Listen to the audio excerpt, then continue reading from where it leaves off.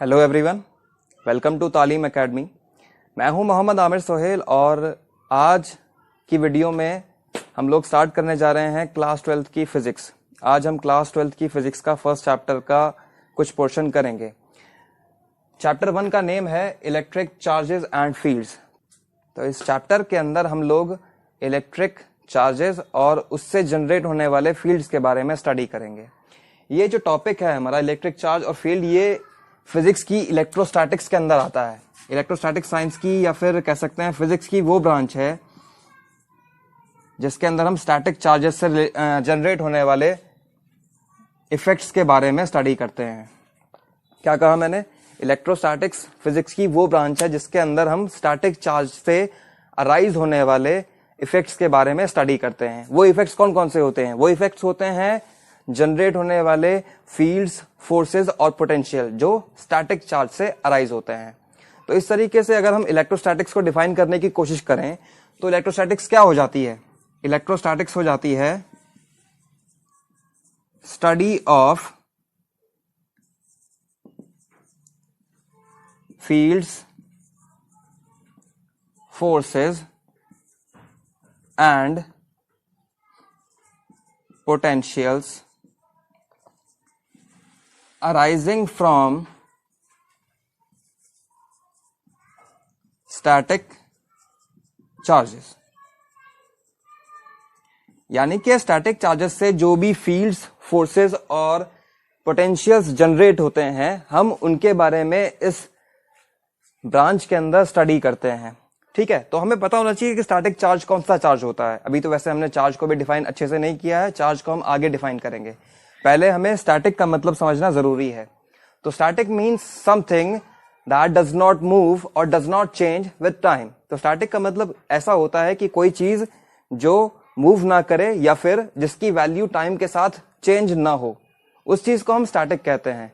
मतलब ऐसा चार्ज जो मूव नहीं करेगा या फिर उसकी वैल्यू चेंज नहीं होगी विद टाइम, तो ऐसे चार्ज को हम स्टैटिक चार्ज कहेंगे। और स्टैटिक चार्ज से जनरेट होने वाले जो इफेक्ट्स होंगे उन्हीं इफेक्ट्स की स्टडी हम लोग इस इलेक्ट्रोस्टैटिक्स के अंदर करने वाले हैं। ठीक है, तो ये है हमारी इलेक्ट्रोस्टैटिक्स। अब इस इलेक्ट्रोस्टैटिक्स के अंदर हम क्या पढ़ने वाले हैं, उसको पढ़ने से पहले मैं यहां पर आपको कुछ कॉमन ऑब्जर्वेशंस बता देता हूं जिनका एक्सप्लेनेशन आपको इस चैप्टर को पढ़ने के बाद मिल जाना चाहिए। जैसे कि कुछ ऑब्जर्वेशंस आपने की होंगी, मैं बता देता हूं। जैसे कि ड्राई वेदर में जब आप लोग अपने कपड़े उतारते हैं या रिमूव करते हैं, ठीक है, पॉलीस्टाइरीन के कपड़े जो होते हैं या फिर हम कह सकते हैं स्वेटर्स होते हैं, जब स्वेटर्स को आप लोग उतारते हैं तो उसमें आपस में क्या होती है, हल्की सी रबिंग होती है। रबिंग करने होने की वजह से जब हम उनको रिमूव करते हैं तो हमें क्रैकल साउंड या कड़क की आवाज सुनने को मिलती है।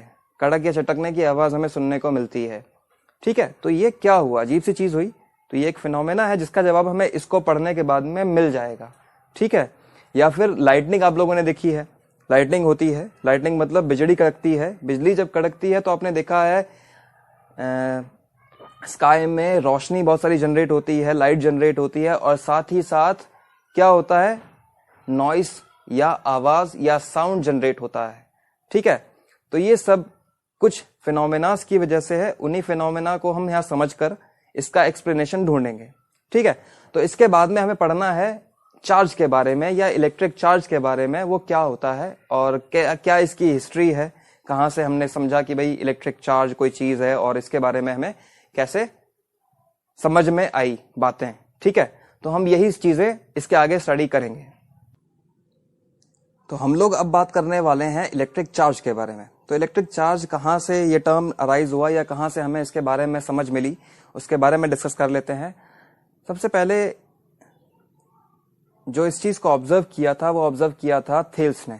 थेल्स ने अराउंड 600 BC इस चीज को ऑब्जर्व किया था, इस खास प्रॉपर्टी को। क्या ऑब्जर्व किया था? 600 BC ईयर में क्या हुआ, थेल्स ने एक चीज ऑब्जर्व की। एक मटेरियल होता है एम्बर। जब एम्बर को वूल या सिल्क से रब किया जा रहा था तो रब करने के बाद में उसमें एक खास प्रॉपर्टी डेवलप हो रही थी। वो प्रॉपर्टी क्या थी? एम्बर को जब पेपर के टाइनी पीसेस के पास में लेके जा रहे थे हम लोग, तो क्या हो रहा था, वहां से वो पेपर के टाइनी पीसेस उस एम्बर की तरफ बहुत स्ट्रांगली अट्रैक्ट हो रहे थे। ये क्या हुआ, अजीब सी चीज हुई ना। पेपर के पीसेस उस एम्बर की तरफ अट्रैक्ट हो रहे हैं, लेकिन रब करने से पहले ऐसा नहीं हो रहा था। ठीक है, इसका मतलब क्या हुआ है कि एम्बर में रब करने की वजह से कोई खास प्रॉपर्टी डेवलप हो गई है, और उसी प्रॉपर्टी को हम लोग यहां पर समझने वाले हैं। ठीक है, जब ये प्रॉपर्टी डेवलप हुई तो ये कहा गया कि ये जो एम्बर है ये इलेक्ट्रीफाई हो चुका है, या फिर ये जो एम्बर है ये चार्ज हो चुका है। इसके अंदर अब एक एबिलिटी आ चुकी है जिसकी वजह से ये पेपर के टाइनी पीसेस को या और किसी चीज के टाइनी पीसेस को अपनी तरफ अट्रैक्ट कर रहा है। अब बड़े पीसेस को अट्रैक्ट तो इसलिए नहीं करता है कि भाई क्योंकि इसके पास इतना फोर्स नहीं है कि वो किसी और बड़ी चीज को अपनी तरफ अट्रैक्ट करे। टाइनी पीसेस को अट्रैक्ट करने के लिए या अपनी तरफ खींच के दिखाने के लिए फोर्स कम चाहिए होता है, इसीलिए वो चीज दिख जाती है। भाई मान लीजिए मैं बहुत थोड़ा सा फोर्स किसी कार पे लगाऊं तो कार तो हिलने वाली है नहीं, क्योंकि कार ज्यादा है, भारी है, या फिर ये कहें कि उसमें रेजिस्टेंस ज्यादा है। लेकिन मैं छोटा सा फोर्स लगा के किसी स्टोन को फेंकता हूं, छोटे से स्टोन को, तो उसमें मुझे वो इफेक्ट देखने को मिल जाएगा। ठीक है, तो इसीलिए टाइनी पीसेस उसकी तरफ अट्रैक्ट हो जाते हैं। तो ये चीज थेल्स ने ऑब्जर्व की। अब ये प्रॉपर्टी सिर्फ एम्बर के अंदर नहीं थी, इसके बाद में हमें और पेयर्स भी देखने को मिले जिसके अंदर ये प्रॉपर्टी हमें देखने को मिल रही थी। वो पेयर्स कौन कौन से थे, उनमें से हम कुछ पेयर यहां पर डिस्कस कर लेते हैं। वो पेयर्स थे, एक पेयर था हमारा ग्लास रॉड, या फिर ग्लास का मटेरियल कोई भी कह सकते हैं, रॉड की जगह आप ग्लास का कोई भी मटेरियल ले लें, और वूल और सिल्क क्लॉथ का। वूल की जगह आप चाहें तो सिल्क क्लॉथ ले लें, या तो वूल ले लें या फिर सिल्क क्लॉथ भी ले सकते हैं। इसके अलावा एक और पेयर था प्लास्टिक का और कैट्स फर। ठीक, हम इनको पेयर बोल रहे हैं। पेयर क्योंकि ये दो मटेरियल हैं, एक ये मटेरियल है और ये एक मटेरियल है, ये दोनों मिलके एक पेयर बना रहे हैं। और पेयर हम इनको कह रहे हैं क्यों, क्योंकि ये जब दोनों आपस में रब किए जाते हैं तब इनमें से दोनों एक खास प्रॉपर्टी अपने अंदर एक्वायर कर लेते हैं। क्या, जो एम्बर के अंदर आई थी। ठीक है, अगर हम वूल या सिल्क क्लॉथ से ग्लास रॉड को रब करें, फिर उस ग्लास रॉड को पेपर के टाइनी पीसेस के नजदीक लेके जाएं या उसके पास में लेके जाएं, तो हम ये ऑब्जर्व करेंगे कि पेपर के टाइनी पीसेस उस ग्लास रॉड की तरफ अट्रैक्ट हो रहे हैं। तो इसका मतलब क्या हुआ, ग्लास रॉड के अंदर कोई खास प्रॉपर्टी आ गई है, लेकिन इस रबिंग से पहले ग्लास रॉड उन टाइनी पीसेस को अपनी तरफ अट्रैक्ट नहीं कर पा रहा था, या ऐसा कोई भी इफेक्ट नहीं दिखा रहा था। मतलब ये जो इफेक्ट उसके अंदर आया है ये इस रबिंग की वजह से आया है। तो हम यहां भी यही कहेंगे कि ये ग्लास रॉड जो है इस रबिंग की वजह से चार्ज हो चुकी है, या फिर ये कह सकते हैं कि इसके अंदर चार्ज आ गया है। उसी चार्ज को हम इलेक्ट्रिक चार्ज कहते हैं, उसी के बारे में हम लोग यहां पढ़ने वाले हैं। सेम ऑब्जर्वेशन हमें प्लास्टिक और कैट्स फर में भी देखने को मिलती है। अगर आप एक प्लास्टिक रॉड ले लें और प्लास्टिक रॉड को कैट्स फर से रब करें, तो प्लास्टिक में भी वही प्रॉपर्टी एक्वायर हो जाती है। और कैट्स फर जो है ये जिससे रब किया गया है, इसके अंदर भी ऐसी प्रॉपर्टी आ जाएगी। ऐसा नहीं है कि सिर्फ प्लास्टिक रॉड या सिर्फ ग्लास रॉड ही इलेक्ट्रीफाई हो रहे हैं या इन्हीं के अंदर वो प्रॉपर्टी आ रही है। इस वूल और सिल्क के अंदर जिससे हमने ग्लास रॉड को रब किया था उसके अंदर भी ये प्रॉपर्टी हमें देखने को मिलती है। तो हम कहते हैं कि ये चीजें क्या हो गई हैं, इलेक्ट्रीफाई हो गई हैं या फिर इलेक्ट्रिकली चार्ज्ड हो गई हैं। तो यहां से हमारा ये इसका हिस्ट्री है कि कहां से हमें समझ में आया कि भाई ऐसी कोई चीज है, और इस प्रॉपर्टी को हमने कहा चार्ज, और या फिर इलेक्ट्रिक चार्ज कहा। और इलेक्ट्रिसिटी जो वर्ड है ये एक ग्रीक वर्ड इलेक्ट्रॉन से बनाया गया है वर्ड, और इलेक्ट्रॉन का मतलब होता है एम्बर। जो मटेरियल ये है उसको ग्रीस में एम्बर हमने लिखा था, एम्बर हमने नहीं लिखा है, एम्बर की मैं स्पेलिंग लिख देता हूँ। ये है एम्बर, और एम्बर को ग्रीक लैंग्वेज में इलेक्ट्रॉन कहा जाता है, और उसी इलेक्ट्रॉन वर्ड से वर्ड आया है इलेक्ट्रिसिटी। ठीक है, और हम जो ये प्रॉपर्टी इनके अंदर एक्वायर हो जाती है उसको हम कहते हैं इलेक्ट्रिक चार्ज, कि ये इलेक्ट्रिकली चार्ज हो चुके हैं या इनके अंदर इलेक्ट्रिक चार्ज आ चुका है। ठीक है, तो इसी इलेक्ट्रिक चार्ज के बारे में हमें थोड़ा सा पढ़ना है। तो ये थी इसकी हिस्ट्री। इसके बाद में इसके कुछ और इंस्ट्रक्शंस हम लोग देख लेते हैं कि कैसे कैसे इनमें आपस में इंटरेक्शन होते हैं। ठीक है, अभी तक हमने सिर्फ ये देखा कि ये जो चार्ज्ड चीजें हैं ये छोटे मोटे पार्टिकल्स को अपनी तरफ अट्रैक्ट कर रहे हैं। इसके अलावा इसके जो और इफेक्ट्स हैं वो हम इसके आगे देखेंगे। चलिए अब हम लोग आगे बढ़ते हैं। हमने अभी ये समझ लिया कि जब कोई ऑब्जेक्ट इलेक्ट्रीफाई या चार्ज हो जाता है तो वो टाइनी पीसेस को अपनी तरफ अट्रैक्ट करता है। इसके अलावा कोई और इफेक्ट्स भी हैं क्या? तो हम ऐसे इफेक्ट्स को ही और देखने जा रहे हैं। तो अगर हम लोग एक पेयर जो हमने अभी थोड़ी देर पहले लिया था ग्लास रॉड का और वूल और सिल्क क्लॉथ का, उसी पेयर को हम लेके एक थोड़ी छोटी सी एक्टिविटी यहाँ करने वाले हैं। क्या एक्टिविटी होगी? अगर हम ग्लास रॉड को सिल्क क्लॉथ से रब करते हैं, अब आप जानते हैं कि रब करने के बाद में वो जो ग्लास रॉड है वो इलेक्ट्रीफाई हो चुकी है। उस इलेक्ट्रीफाइड रॉड को हमने क्या किया है, हमने उसको यहाँ पर बाइंड कर दिया है या हमने यहाँ पर बांध दिया है with the help of a silk thread. अब लोग यहाँ पे जो यूज करेंगे थ्रेड, वो सिल्क थ्रेड यूज करेंगे, कोई भी मेटेलिक थ्रेड यूज नहीं करेंगे। उसका रीजन हम लोग आगे स्टडी करेंगे, ठीक है। तो सिल्क थ्रेड हम लोग यहाँ पे यूज करेंगे। वैसे आप लोग कंडक्टर और इंसुलेटर के बारे में कई प्रीवियस क्लासेस में पढ़ चुके हैं, तो यहाँ पर जो भी मटेरियल हम लोग यूज करेंगे वो इंसुलेटर मटेरियल होगा। उसका रीजन आगे डिस्कस किया जाएगा, ठीक है। तो अगर हम ऐसी चार्ज्ड ग्लास रॉड को यहां ले लें और एक ऐसी ही दूसरी चार्ज ग्लास रॉड अगर ले आए, ये क्या है? ये चार्ज्ड ग्लास रॉड है। हमने क्या किया, हमने एक और चार्ज ग्लास रॉड कैसे उसी तरीके से बनाई। हमने क्या किया, सिल्क क्लॉथ से ग्लास रॉड को रब किया। रब करने के बाद में ये ग्लास रॉड इलेक्ट्रीफाई हो चुकी है। अब हम क्या करेंगे, अब अगर हम इस ग्लास रॉड को इस बाइंड या फिर ये जो बंधी हुई ग्लास रॉड है इसके पास लेके जाएंगे, ऑब्जर्व कीजिए आगे क्या होता है। आप लोग ऑब्जर्व करके देखेंगे कि ये जो ग्लास रॉड है वो इस ग्लास रॉड से दूर जाने की कोशिश करेगी। ये कोशिश करेगी कि ये इससे दूर रहे। दूर रहने का मतलब क्या है आप लोग समझ सकते हैं। ऐसा कहां होता है? जब रिपल्सिव फोर्स होता है। इसका मतलब ये जो ग्लास रॉड है ये इस पर फोर्स लगा रही है अपोजिट डायरेक्शन में, या इसको रिपल्शन कर रही है या रिपल्स कर रही है, ठीक है। तो ये हमने देखने को मिला कि हमने जो सेम तरीके से चार्ज्ड ऑब्जेक्ट्स को एक दूसरे के करीब लेके आए तो उसमें हमें रिपल्शन का फोर्स देखने को मिला। हम ये चाहें कि इस एक्टिविटी को किसी और मटेरियल से रिपीट करें तो कर भी सकते हैं।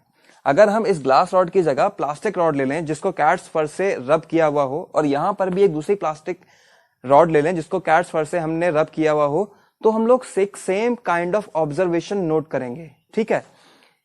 ये प्लास्टिक रॉड फिर से रिपल्स होगी और हमें यहां पर रिपल्शन फोर्स देखने को मिलेगा। तो इससे एक चीज हम लोग समझ सकते हैं, हमने ग्लास रॉड को दोनों ही केसेस में रब किया था सेम मटेरियल से, तो इसके अंदर same kind of charge develop होना चाहिए, ठीक है। Same kind of charge develop होना चाहिए। दोनों के अंदर same kind of charge develop हुआ। उसके बाद में आपने देखा कि इन दोनों ऑब्जेक्ट्स के बीच में रिपल्शन का फोर्स दिख रहा है। दोनों ऑब्जेक्ट के बीच में रिपल्शन का फोर्स दिख रहा है। इसका मीनिंग ये है कि जो सेम तरीके के चार्ज होते हैं या लाइक चार्जेस होते हैं, एक जैसे चार्जेस होते हैं, उनके बीच में रिपल्शन का फोर्स लगता है या रिपल्सिव एक्शन देखने को मिलता है, रिपल्सिव फोर्स देखने को मिलता है। तो हम लोग इस ऑब्जर्वेशन से एक चीज ड्रॉ कर चुके हैं। क्या ड्रॉ कर चुके हैं? हम लोग ये ड्रॉ कर चुके हैं that like charges repel each other, एक दूसरे को रिपेल करते हैं। जो लाइक चार्जेस होते हैं, या ये कहें कि जो एक जैसे चार्जेस होते हैं, वो एक दूसरे को रिपेल करते हैं, और हमें यहां पर यही चीज देखने को मिली है, ठीक है। तो हमारी एक ऑब्जर्वेशन ये हो गई जिससे हमने ये चीज ड्रॉ कर ली है या समझ ली है। इसके अलावा अगर आप और चीजें देखें या ऑब्जर्व करें, अगर आप एक काम करें, अगर आप एक ग्लास रॉड ले लें और एक प्लास्टिक रॉड ले लें, तो बेटा हमें यहां पता नहीं है कि ये इनमें जो चार्जेस है वो एक तरह का ही है या कुछ अलग तरह का है। तो जब हम एक ग्लास रॉड यहां पे लिया आपने बंधी हुई, ठीक है, जो बाइंड है पहले से ही, और इसके साथ में हमने लेके आए हैं प्लास्टिक रॉड। ये पहले वाला केस था, ये तो ग्लास रॉड था और ये भी ग्लास रॉड था, ठीक है। ये वाला कौन सा रॉड है हमारा? ये वाला हमारा ग्लास रॉड हमने ले लिया, या प्लास्टिक भी ले सकते हैं, कोई भी दिक्कत नहीं है उसमें। हमने ये वाला ग्लास रॉड ले लिया है और ये वाला हमने प्लास्टिक रॉड ले लिया है, ठीक है। अगर हम इन दोनों के बीच में इंटरेक्शन देखें, तो जब हम प्लास्टिक रॉड को ग्लास रॉड के करीब या नजदीक लेके जाएंगे तो हमें ये चीज ऑब्जर्व करने को मिलेगी कि ये ग्लास रॉड थोड़ा सा इसकी तरफ खिंच के आने की कोशिश करेगा या इसकी तरफ आने की कोशिश करेगा। इसका मतलब यहां रिपल्शन देखने को नहीं मिल रहा है, मतलब इसके अंदर जो चार्ज है वो इसके अंदर चार्ज से अलग है, क्योंकि लाइक चार्जेस में तो रिपल्शन देखने को मिल रहा था, तो यहां कोई डिफरेंट टाइप ऑफ का चार्ज है और हमें यहां पर देखने को मिल रहा है अट्रैक्शन फोर्स, अट्रैक्शन देखने को मिल रहा है। तो हम लोग यहां से जो ड्रॉ कर सकते हैं चीज वो ये ड्रॉ कर सकते हैं कि अनलाइक चार्जेस एक दूसरे को अट्रैक्ट करते हैं, अनलाइक चार्जेस एक दूसरे को अट्रैक्ट करते हैं। तो हम लोग यहां पर लिख देंगे क्या, that unlike charges attract each other, एक दूसरे को अपनी तरफ अट्रैक्ट करते हैं। तो यह है हमारा लाइक चार्जेस और अनलाइक चार्जेस का interaction.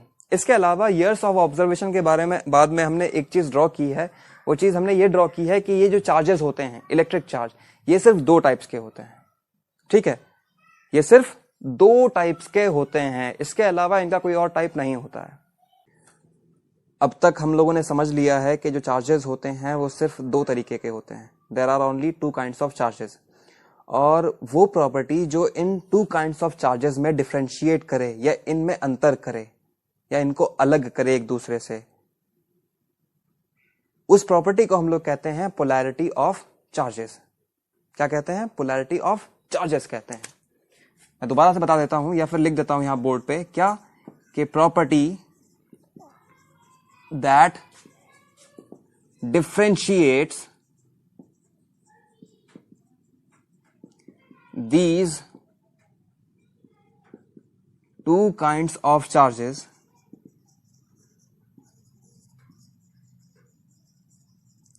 is called polarity of charges। कि वो प्रॉपर्टी जो इन 2 काइंड्स ऑफ चार्जेस को डिफरेंशिएट करे या एक दूसरे से अलग करे, उसी को हम क्या कहते हैं? पोलैरिटी ऑफ चार्जेस कहते हैं।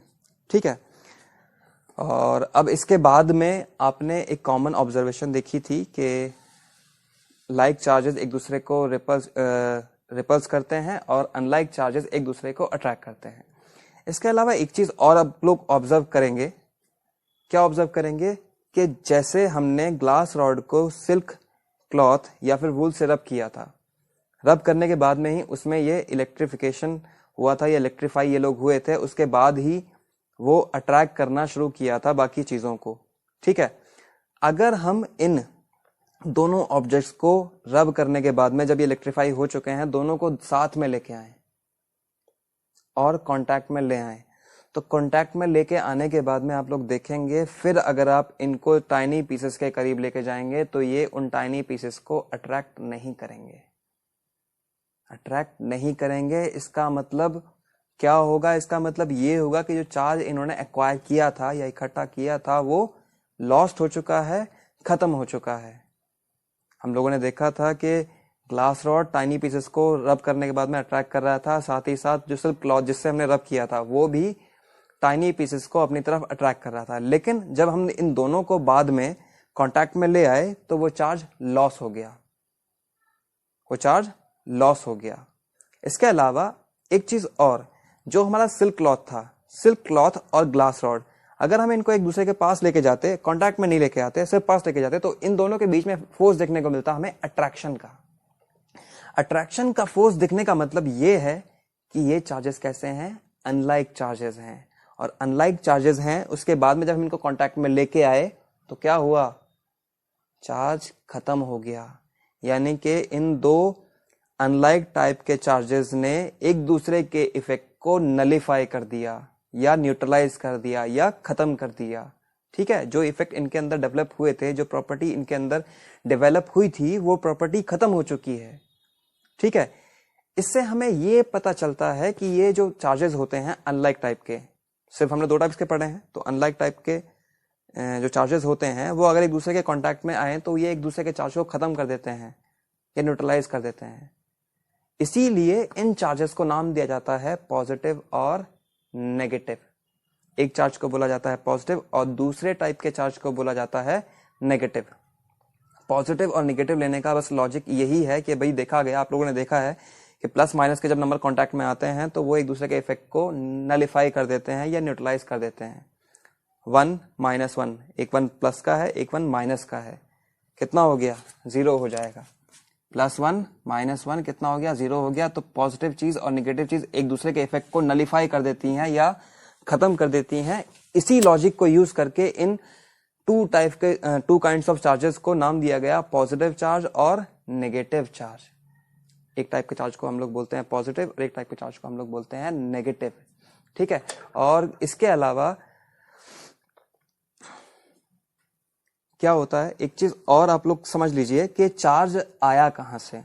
हमने दो मटेरियल्स को आपस में रब किया था, ठीक है, इसके अलावा हमने कोई तीसरी चीज अपने पास से नहीं की थी। तो ये चार्ज जो इसके अंदर डेवलप हुआ, वो चार्ज कहां से आया? वो चार्ज कहां से आया? चार्ज था कहां पे?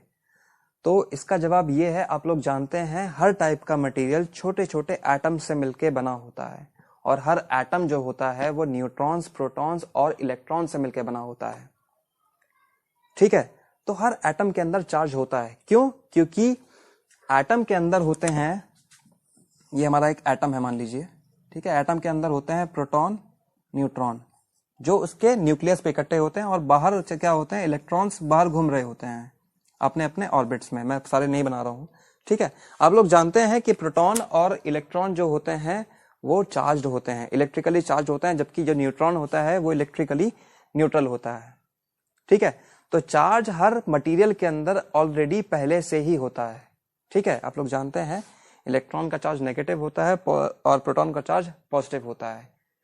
तो चार्ज मटेरियल के अंदर पहले से होता है। तो ये बिना रब किए कोई इलेक्ट्रिकल प्रॉपर्टी क्यों नहीं दिखाता है या फिर छोटे पार्टिकल्स को अपनी तरफ अट्रैक्ट क्यों नहीं करता है? ऐसा ये इसलिए नहीं करता है क्योंकि इसके अंदर जो पॉजिटिव और नेगेटिव चार्ज है वो बैलेंस्ड है और बैलेंस होने की वजह से ही ये एक दूसरे के इफेक्ट को नलिफाई कर देते हैं। जो नेट चार्ज हम पूरे एटम पे देखते हैं वो एक न्यूट्रल एटम पे क्या होता है, एटम न्यूट्रल ही होता है और वो एटम पे जो चार्ज होता है नेट चार्ज वो 0 होता है और इस 0 चार्ज की वजह से ही ये छोटे ऑब्जेक्ट्स को बिना रब किए अपनी तरफ अट्रैक्ट नहीं करता।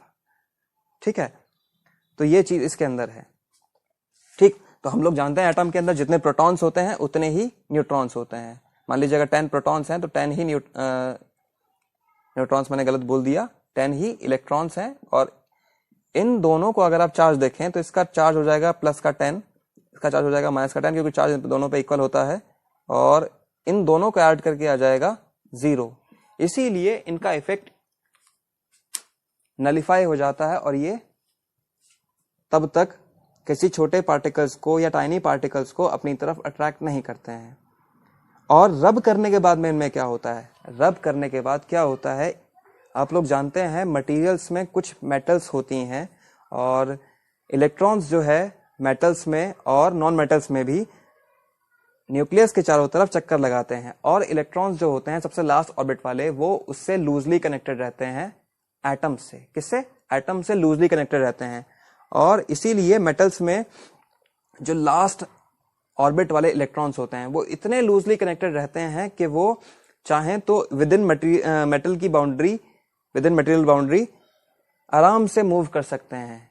क्या कर सकते हैं? आराम से मूव कर सकते हैं।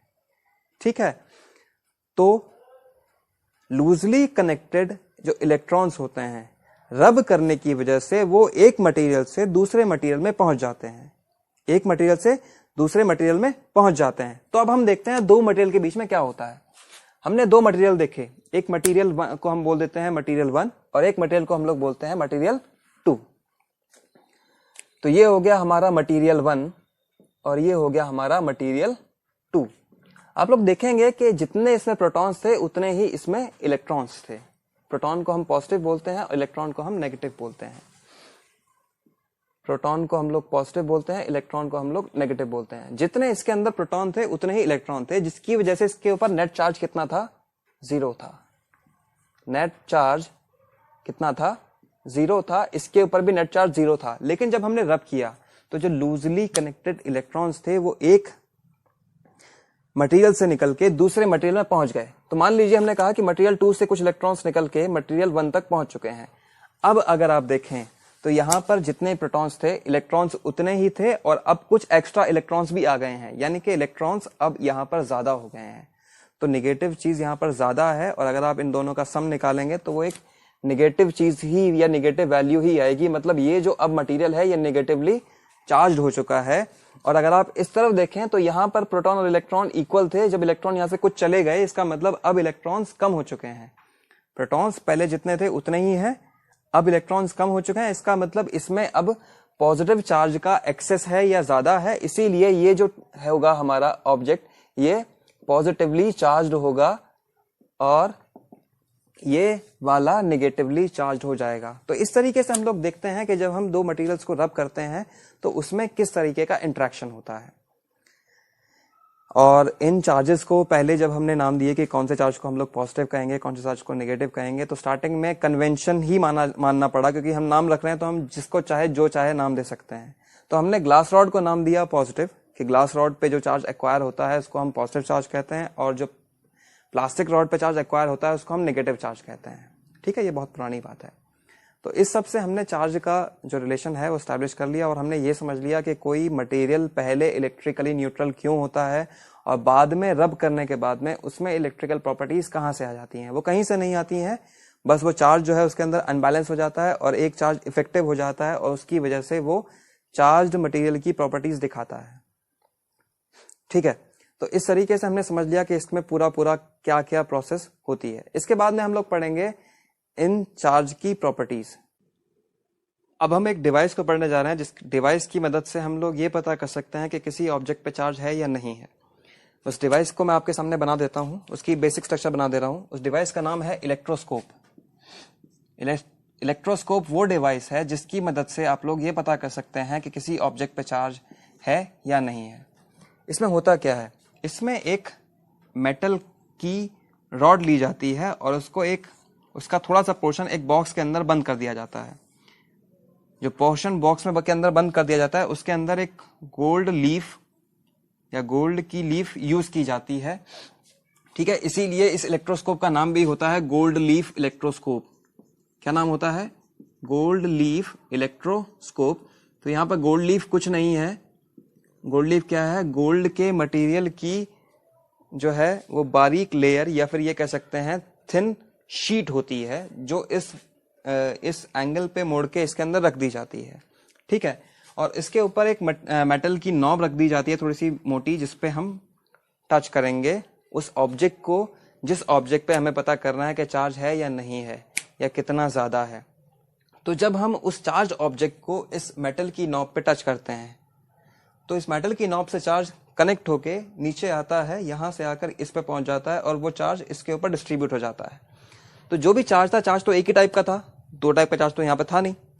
तो वो चार्ज जो है एक ही टाइप का, मान लीजिए पॉजिटिव चार्ज अगर यहाँ पर था तो वो पूरी इस गोल्ड लीफ पे डिस्ट्रीब्यूट हो जाता है और लाइक चार्ज होने की वजह से इसमें होता है रिपल्शन, जिसकी वजह से ये गोल्ड लीफ जो है पहले इस कंडीशन में थी और अब ये स्प्रेड होना शुरू हो जाएगी। ठीक है, चार्ज जितना ज्यादा होगा ये गोल्ड लीफ उतनी ही ज्यादा स्प्रेड करेगी और चार्ज जितना कम होगा इसमें स्प्रेड उतना ही कम होगा। कम है मान लीजिए इतना, ज्यादा है तो चार्ज ऐसे ये इस तरीके से फैलती चली जाएगी। ठीक है, और अगर आपको इस को देखना है कि कौन सा चार्ज ज्यादा है या कितना ज्यादा है, उसके लिए आपको यहाँ पर एक अंदर स्केल लगाना पड़ेगा। उस स्केल से आप लोग देख सकते हैं कि किस तरीके से कितना ज्यादा डाइवर्ज हो रहे हैं और उस डाइवर्जेंस से आप लोग अंदाजा लगा सकते हैं कि चार्ज कितना ज्यादा है। ठीक है, तो यह है गोल्ड लीफ इलेक्ट्रोस्कोप। आप चाहें तो ऐसा ही इलेक्ट्रोस्कोप अपने आप भी बना सकते हैं।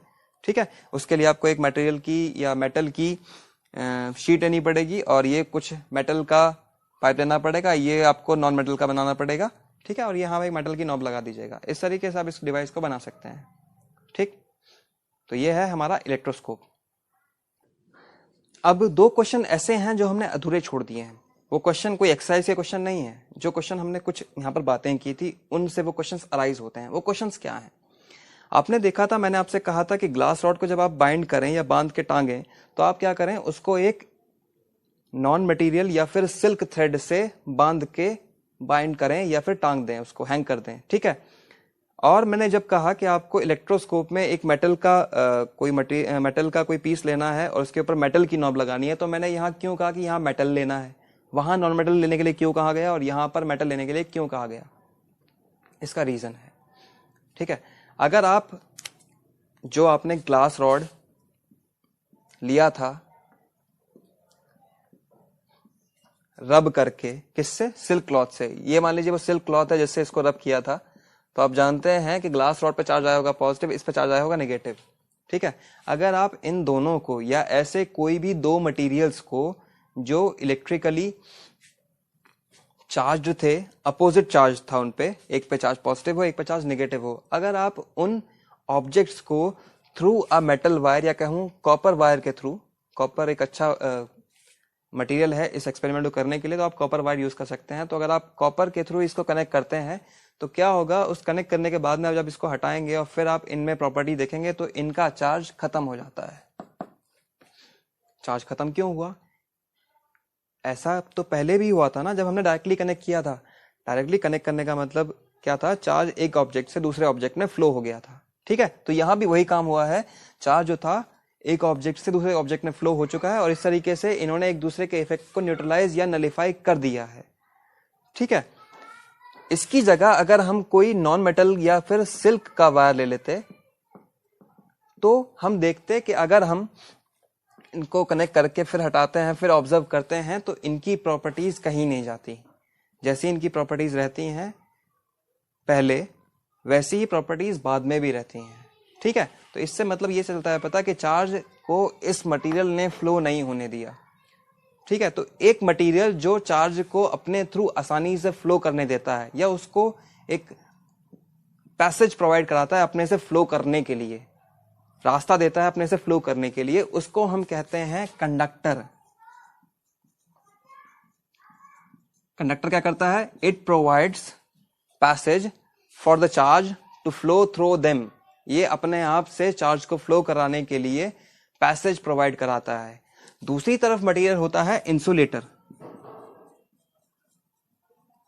इंसुलेटर क्या करता है, वो उस चार्ज के फ्लो में रेजिस्टेंस ऑफर करता है। ये मटेरियल अगर इसके थ्रू चार्ज फ्लो करने की कोशिश करे तो ये उसके फ्लो में रेजिस्टेंस ऑफर करता है या रेजिस्ट करता है उसके फ्लो को, जिसकी वजह से चार्ज इसके थ्रू होके नहीं जा पाता है, और इस मटेरियल को हम लोग कहते हैं इंसुलेटर। ठीक है, तो वहां पर हमने जो ग्लास रॉड को बाइंड किया था वो सिल्क थ्रेड से बाइंड इसलिए किया था ताकि उसका चार्ज, उस ग्लास रॉड का चार्ज किसी और जगह ना चला जाए या जिस सरफेस से हमने बाइंड किया है वहां ना चला जाए। अगर वो मेटल का होता तो चला जाता।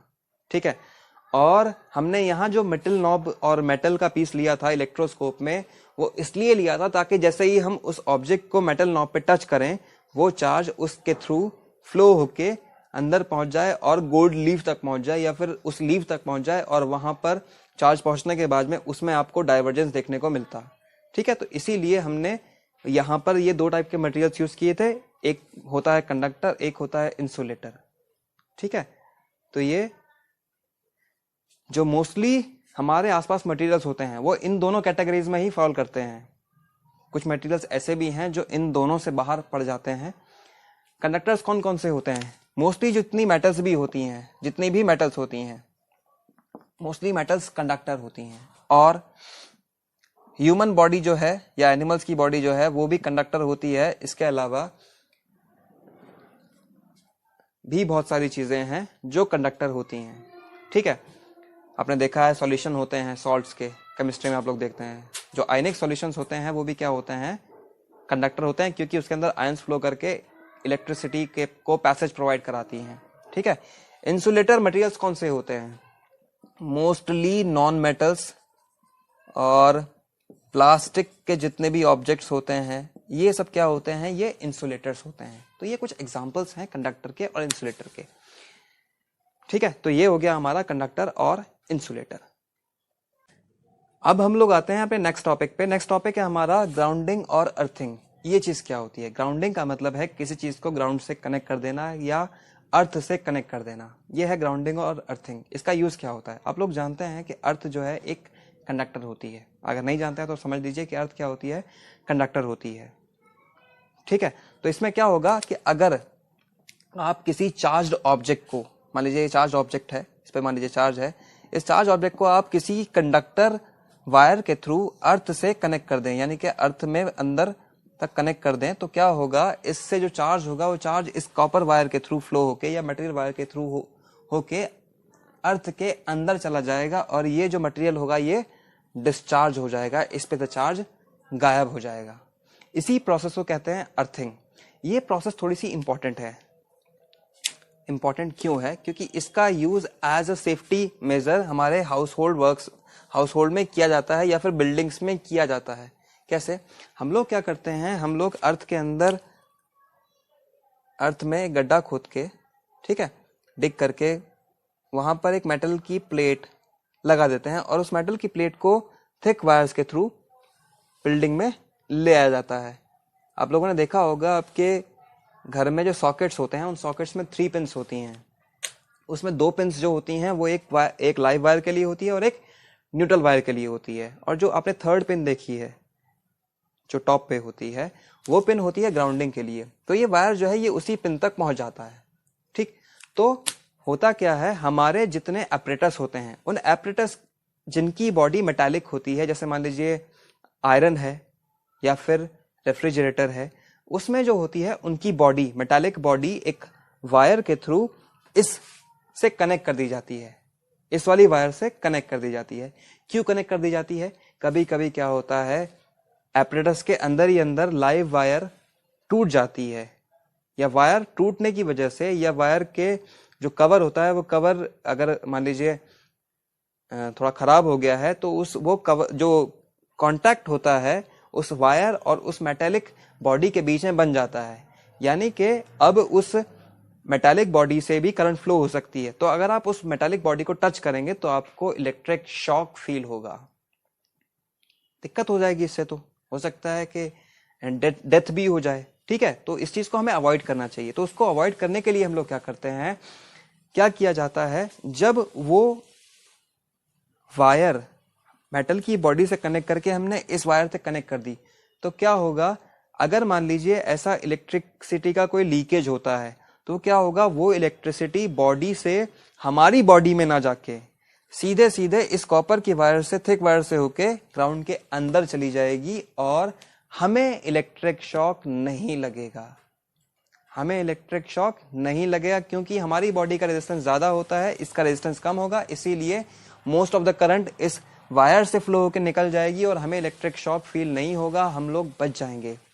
तो as a safety measure earthing और ग्राउंडिंग का यूज हम लोग अपने हाउस होल्ड में या बिल्डिंग्स में करते हैं। अब हम लोग पढ़ने जा रहे हैं चार्जिंग मेथड्स के बारे में। चार्जिंग मेथड्स का मतलब है कि हम किसी ऑब्जेक्ट को इलेक्ट्रिकली चार्ज किस तरीके से करते हैं। तो इसके लिए मेनली हम लोग यहाँ पर 2 मेथड पढ़ने वाले हैं। एक मेथड है charging by direct contact. Direct contact से चार्जिंग, जैसे मान लीजिए एक चार्ज ऑब्जेक्ट था, चार्ज ऑब्जेक्ट, इस पे मान लीजिए पॉजिटिव चार्ज था, और आप इसको किसी दूसरे ऑब्जेक्ट के कांटेक्ट में ले आए जो कि चार्ज नहीं था। जब आप इसको इसे कांटेक्ट में लेके आएंगे तो क्या होगा, कुछ चार्ज यहां से फ्लो करके इस ऑब्जेक्ट तक पहुंच जाएगा और ये दूसरा ऑब्जेक्ट भी चार्ज्ड हो जाएगा। ठीक है, तो इसको हम बोलते हैं चार्जिंग बाय डायरेक्ट कांटेक्ट, जिसको हम बार बार पीछे भी यूज करते आए हैं। ठीक है, now will move to the second method, जिसको हम लोग अभी यहां पर डिटेल में पढ़ने वाले हैं। वो है चार्जिंग बाय इंडक्शन। क्या है? चार्जिंग बाय इंडक्शन, इंडक्शन के थ्रू चार्जिंग। हम चार्जिंग कैसे करते हैं? थ्रू इंडक्शन कैसे करते हैं? तो इसका एक मेथड दिखाया गया है। इंडक्शन का मतलब होता है किसी चीज को बिना टच किए हम उसमें चार्ज इंड्यूस करेंगे। ये है चार्जिंग बाय इंडक्शन। कैसे? मान लीजिए आपको मेटल के 2 पीसेस दिए हुए हैं जो कि कांटेक्ट में हैं। ये वो 2 पीसेस हैं जो कांटेक्ट में हैं। आपको इनको चार्ज करना है, इन पे अभी कोई चार्ज नहीं है, मेटल के पीसेस हैं। फिर आप क्या करेंगे, आप अगर इसके पास एक कोई चार्ज ऑब्जेक्ट ले आए, मान लीजिए आप क्या कर लेके आ रहे हैं, पॉजिटिव चार्ज लेके आ रहे हैं, या फिर आप चाहें तो नेगेटिव चार्ज भी ला सकते हैं, आपका मन है। मैं पॉजिटिव चार्ज को इसके करीब लेके आ रहा हूं। जब आप इस पॉजिटिव चार्ज को इसके करीब लेके आएंगे तो क्या होगा, इस मेटल के अंदर जो चार्ज होगा, दोनों टाइप के चार्ज होंगे, पॉजिटिव भी और नेगेटिव भी। नेगेटिव चार्ज इस पॉजिटिव चार्ज की तरफ अट्रैक्ट होगा और पॉजिटिव चार्ज इस पॉजिटिव चार्ज से रिपल्स होगा, यानी कि दूर भागेगा। तो क्या होगा, इस मटेरियल के अंदर जितना भी फ्री चार्ज है, नेगेटिव चार्ज इस तरफ कॉन्सेंट्रेट हो जाएगा या फिर इकट्ठा हो जाएगा, और पॉजिटिव चार्ज की कॉन्सेंट्रेशन यहां पर बढ़ जाएगी लास्ट में। क्यों? क्योंकि पॉजिटिव चार्ज में रिपल्शन होता है, ये इसको पीछे की तरफ पुश करेगा, और पॉजिटिव और नेगेटिव चार्ज में बीच में क्या होता है, अट्रैक्शन होता है, ये इसको अपनी तरफ अट्रैक्ट करेगा। तो इसके इफेक्ट से क्या होगा, यहां पर नेगेटिव चार्ज ज्यादा हो जाएगा और यहां पर पॉजिटिव चार्ज का अमाउंट ज्यादा रहेगा। उसके बाद हमने देखा कि हमने इसके अंदर चार्ज इंड्यूस कर दिया है। अब इसको बरकरार रखने के लिए आपको क्या काम करना पड़ेगा, आप क्या करो, आप इसको यहीं पे स्टेशनरी रखो और इन दोनों को कांटेक्ट में जो थे, इन दोनों को एक दूसरे से दूर कर दो।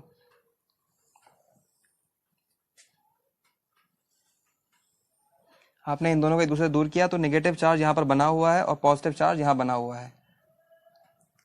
यहां पर हमने इसको अभी लगाए रखा था पॉजिटिव चार्ज को, तो ये अलग हो गए। अब अलग होने के बाद में अगर आप चाहें तो इस चार्ज को जो आपने पहले लगाया था, इसको आप यहां से हटा दीजिए।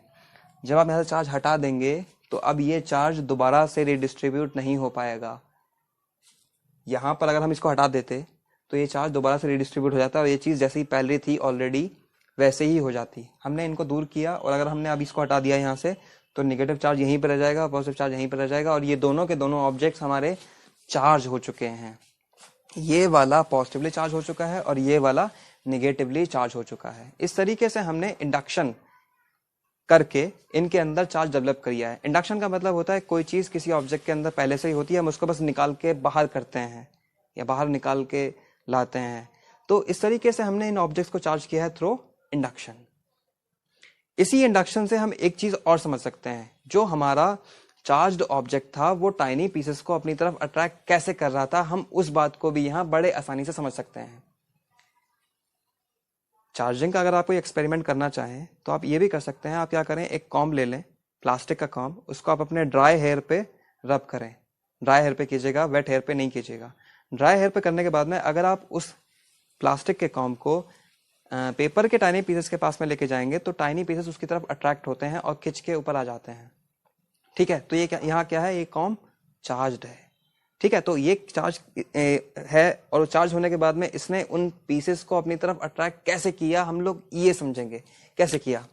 मान लीजिए कॉम्ब के ऊपर चार्ज क्या है, पॉजिटिव है, या जो चाहे चार्ज आप चाहें नेगेटिव ले सकते हैं। मैं यहाँ पर इस बार नेगेटिव चार्ज ले लेता हूँ, वरना आप लोग कहेंगे भाई कि पॉजिटिव ही हर बार ले रहे हो।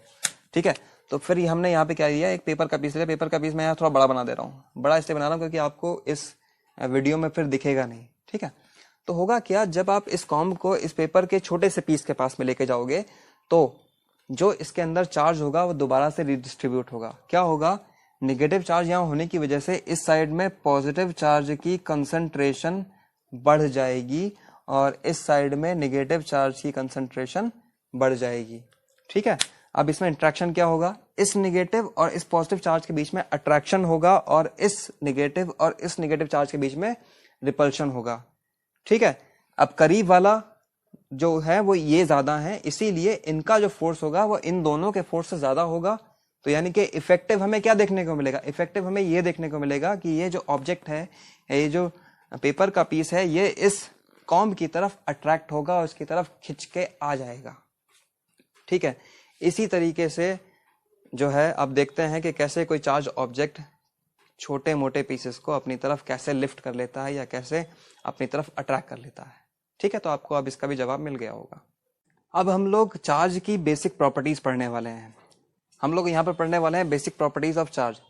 बेसिक जो चार्ज की बेसिक प्रॉपर्टीज हैं मेनली 3 है, उन 3 प्रॉपर्टीज को हम लोग यहाँ पर डिस्कस करने वाले हैं। पहली प्रॉपर्टी है एडिटिविटी ऑफ चार्जेस। चार्जेस को ऐड किया जा सकता है। जैसे मान लीजिए एक सिस्टम है, एक पूरा सिस्टम हमने ले लिया जिसके अंदर बहुत सारे चार्जेस हैं। तो मान लीजिए Q1, Q2, Q3 और अप टू Qn। यहाँ पर क्या है, इस सिस्टम के अंदर n चार्जेस हैं। कितने चार्जेस हैं, n चार्जेस हैं। तो अगर हमें इसका नेट चार्ज या फिर टोटल चार्ज अगर निकालना हो तो टोटल चार्ज निकालने के लिए आप क्या कर सकते हैं, आप इन सारे चार्जेस को ऐड कर दीजिए अप टू Qn। मैंने इन सारे चार्जेस को ऐड कर दिया है। इस तरीके से इस सिस्टम का टोटल चार्ज या फिर नेट चार्ज निकल जाएगा। जैसा काम आपने मटेरियल्स में नेट चार्ज निकालने के लिए किया था, जितने प्रोटॉन्स थे उनका चार्ज और जितने इलेक्ट्रॉन्स थे उनका चार्ज ऐड कर दिया था और आपने एक पूरे मटेरियल के अंदर नेट चार्ज निकाला था। ठीक है, तो आप किसी सिस्टम के अंदर चार्जेस को इस तरीके से निकाल सकते हैं। कोई सिस्टम है जिसके अंदर बहुत सारे मटेरियल्स हैं, हर मटेरियल पर अलग अलग चार्ज है, Q1 Q2, टोटल चार्ज आपको निकालना है तो आप इस तरीके से निकाल सकते हैं।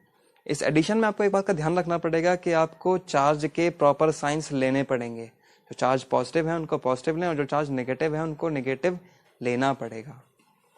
ठीक है, इसके अलावा जिस तरीके से हम किसी सिस्टम में टोटल मास निकालते हैं, ये उसी तरीके से आप लोग निकाल रहे हैं टोटल चार्ज किसी सिस्टम का। ठीक है, नेक्स्ट प्रॉपर्टी है हमारी चार्ज इज कंजर्व। चार्ज जो रहता है हमारा हमेशा कंजर्व रहता है या संरक्षित रहता है, या फिर संरक्षित का मतलब है कोई चीज लूज ना होना। हमने लॉ ऑफ एनर्जी कंजर्वेशन पढ़ा है। क्या था वो? Energy can neither be created nor destroyed, कि एनर्जी को हम ना तो क्रिएट करते हैं ना डिस्ट्रॉय करते हैं, ये हमेशा कंजर्व रहती है। ऐसी ही सेम चीज चार्ज के लिए भी अप्लाई होती है। चार्ज कंजर्व्ड रहता है। किसी आइसोलेटेड सिस्टम अगर हम लोग देखें, जैसे मान लीजिए हमने एक सिस्टम लिया, इस सिस्टम का बाहरी किसी ऑब्जेक्ट से कोई कांटेक्ट नहीं है। इस सिस्टम में बहुत सारे चार्जेस हैं, मान लीजिए Q1 है, Q2 है और Q3 है और Q4 है और Q5 है और बहुत सारे चार्जेस भी यहाँ पर हो सकते हैं। तो अगर ये एक आइसोलेटेड सिस्टम है, आइसोलेट का मतलब क्या है कि किसी और बाहरी चीज के साथ में या कांटेक्ट में या इंटरेक्शन में नहीं है। तो अगर आप ऐसा आइसोलेटेड सिस्टम लें और अगर आप इनमें आपस में इंटरेक्शन कराएं, मान लीजिए आपने इस मटेरियल को इस मटेरियल के साथ में लिया, रब किया या फिर टच कराया, जिससे क्या हुआ, चार्ज का रिडिस्ट्रीब्यूशन हो गया, इसका कुछ चार्ज इसमें चला जाएगा। ठीक है, फिर आपने इनके बीच में इंटरेक्शन कराए। इंटरेक्शन कराने के बाद में अगर आप फिर से टोटल देखेंगे कि इसमें टोटल चीज क्या हुई है, टोटल ये आएगा कि टोटल चार्ज जितना पहले इस सिस्टम का था पूरे का, टोटल चार्ज उतना ही बाद में भी था। तो ना तो यहाँ कोई नया चार्ज आया, ना कोई चार्ज यहाँ से बीच में से गायब हुआ, बस वो रिडिस्ट्रीब्यूट हुआ है। ठीक है, तो इसका मतलब क्या है कि चार्ज हमेशा कंजर्व रहता है। So this is the second property. अब आते हैं थर्ड प्रॉपर्टी पे। थर्ड प्रॉपर्टी होती है क्वांटाइजेशन ऑफ चार्ज। क्वांटाइजेशन का मतलब क्या होता है? क्वांटाइजेशन का मतलब ये होता है कि चार्ज जो है वो हमेशा एक पर्टिकुलर क्वांटिटी का इंटीग्रल मल्टीपल होता है। मैं यहां पर लिख भी देता हूं कि charge on a free body will always be an integral multiple of a particular quantity E of a particular charge E। तो किसी भी ऑब्जेक्ट में, मान लीजिए किसी ऑब्जेक्ट में चार्ज, कहीं मेरा एक ऑब्जेक्ट है उस पर चार्ज कितना है, टोटल Q है, तो ये चार्ज Q होगा, ये इस पर्टिकुलर चार्ज या एक वैल्यू है E, उसका हमेशा इंटीग्रल मल्टीपल होता है। यानी कि ये जो वैल्यू है ये इंटीजर है और ये इंटीजर पॉजिटिव नेगेटिव दोनों हो सकता है। ठीक है, तो चार्ज का मतलब यहां पर ये है क्वांटाइजेशन का मतलब। क्वांटाइजेशन का मतलब ये है कि कोई चीज पैकेट्स में मिलना, कंटिन्यूअस ना होना। फॉर एग्जाम्पल, आप मार्केट में जाएं और किसी शॉपकीपर से कहें कि भैया एक काम कीजिए, हमें आधा साबुन दे दीजिए, तो क्या आपको दे देगा? नहीं देगा। वो कहेगा भैया ये पैकेट में आता है, मिनिमम आपको एक सोप लेना पड़ेगा, वो तभी आपको सोप देगा। ठीक है, तो यहां भी यही चीज है कि अगर आपको चार्ज लेना है तो चार्ज मिनिमम इस E के बराबर होना चाहिए, इससे कम चार्ज आप नहीं ले सकते हैं। मान लीजिए आप उससे कहें कि एक काम करो भैया 3.5 सोप दे दो मुझे, तो वो क्या दे देगा? वो तब भी नहीं देगा। वो कहेगा भैया 3 ले लीजिए आप या फिर 4 ले लीजिए। यानी कि जो सोप वो आपको देगा वो एक पर्टिकुलर क्वांटिटी के इंटीग्रल मल्टीपल में देगा। यहां भी वही चीज है, जो चार्ज आपको मिलेगा वो इस पर्टिकुलर क्वांटिटी का इंटीग्रल मल्टीपल होगा। तो इसको हम कहते हैं क्वांटाइजेशन। और क्वांटाइजेशन का उल्टा होता है कोई चीज कंटिन्यू रहना या किसी चीज में कंटिन्यूटी रहना। कंटिन्यूटी का मतलब ये है कि अगर मान लीजिए आप उसके पास जाते, आप उससे कहते भैया आधा साबुन दे दो, या फिर साबुन का एक छोटा सा पीस दे दो, टुकड़ा दे दो, तो वो आपको उसको काट कर दे देता। तो ये चीज क्या है, इसका मतलब क्या है कि वो चीज कंटिन्यूस आप जिस क्वांटिटी में चाहे ले सकते हैं। ठीक है, ये क्या है, क्वांटाइज्ड है। क्वांटाइज मतलब एक मिनिमम अमाउंट है, जितना भी टोटल अमाउंट होगा वो उसी छोटे से अमाउंट का इंटीग्रल मल्टीपल होगा। ठीक है, और ये छोटी सी क्वांटिटी जो ई होती है वो क्या होती है, उस ई की वैल्यू होती है e is equal to 1.602 into 10⁻⁻19 coulomb. ये जो मिनिमम चार्ज होता है वो ये होता है 1.602 इंटू 10⁻⁻19। ये बहुत ही छोटी क्वांटिटी है। जो बिहेवियर में आपको चार्जेस देखने को मिलते हैं, या फिर जहां पे आपको अट्रैक्शन फोर्स ये सब चीजें ऑब्जर्व करने को मिलती है, वहां चार्ज इससे बहुत ज्यादा होता है। वो या तो माइक्रो कूलाम या फिर मिली कूलाम या फिर कूलाम के ऑर्डर का होता है। या तो मिली कूलाम में होगा, या फिर माइक्रो कूलाम में होगा, या फिर कूलाम में होगा। ठीक है, ये जो क्वांटिटी है इसकी बहुत छोटी है। तो अगर आप मैक्रोस्कोपिक स्टडी किसी भी चीज की करेंगे तो उस केस में जब आप चार्ज देखेंगे तो चार्ज लगभग इस ऑर्डर का होगा। और जब चार्ज इस ऑर्डर का होगा तो हम इस बात को चाहे तो इग्नोर भी कर सकते हैं कि चार्ज जो होता है वो कंटिन्यूअस नहीं होता, क्वांटाइज्ड होता है। ठीक है, क्यों? क्योंकि वहां पे जो चार्ज है, ये चार्ज ये इस चार्ज से बहुत ज्यादा बड़ा है, तो हमें पता ही नहीं चलेगा कि चार्ज कंटिन्यूअस है या नहीं है। लेकिन अगर चार्ज की क्वांटिटी बहुत कम है, जैसे जितना चार्ज ये है इस चार्ज के 100 टाइम्स है या फिर 50 टाइम्स है, ऐसा कोई सिस्टम आप ऑब्जर्व कर रहे हैं, तो वहां पर आपको ध्यान रखना पड़ेगा कि जो चार्ज होता है वो कंटिन्यूअस नहीं होता है, वो क्वांटाइज्ड होता है। ठीक है, तो यह है हमारी next property, quantization of charge. Okay, इसके अलावा अगर हम चार्ज के बारे में देखें तो चार्ज की एसआई यूनिट जो होती है वो होती है coulomb. SI unit of charge होती है कूलाम।